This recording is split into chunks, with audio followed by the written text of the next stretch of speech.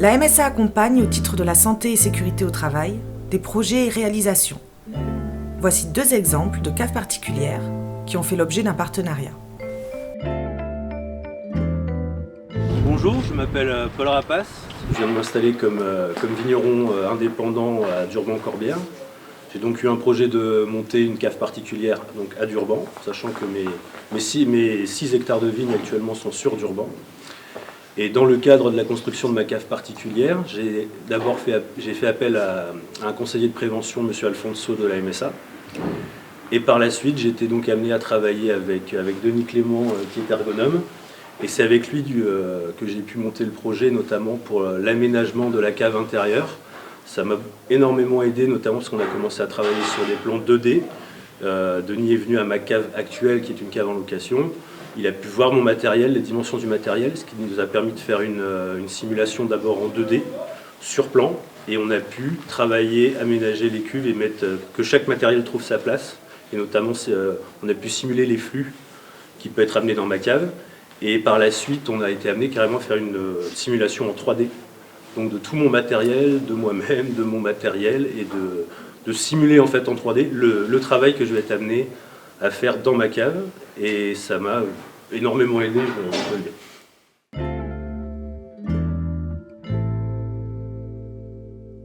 Bonjour, je suis Roland, je suis vigneronne à Portel-des-Corbières. Nous avons créé cette cave en 2015 et suite à une formation à la Chambre d'agriculture dans les Pyrénées-Orientales, j'ai eu connaissance de l'aide que pouvait m'apporter la MSA afin de sécuriser au maximum le travail en cave.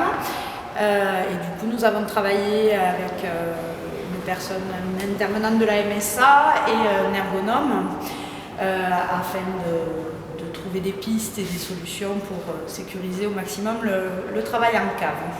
Donc avec M. Clément et sa collaboratrice, nous avons étudié les plans, réfléchi au process d'élaboration des vins, donc pendant les vendanges et puis après pour tout le travail en cave, en réfléchissant aux allées et venues pour essayer de limiter au maximum la fatigue et les risques.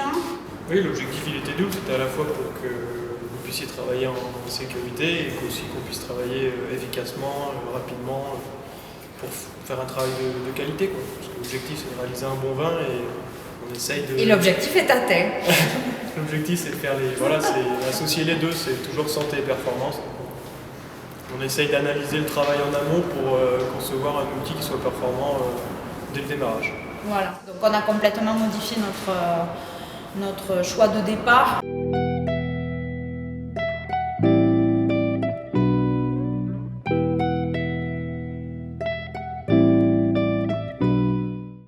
Et j'en ai parlé aussi parce que je trouve ça intéressant et puis voilà. Et puis après c'est important de rencontrer des gens qui sont pas...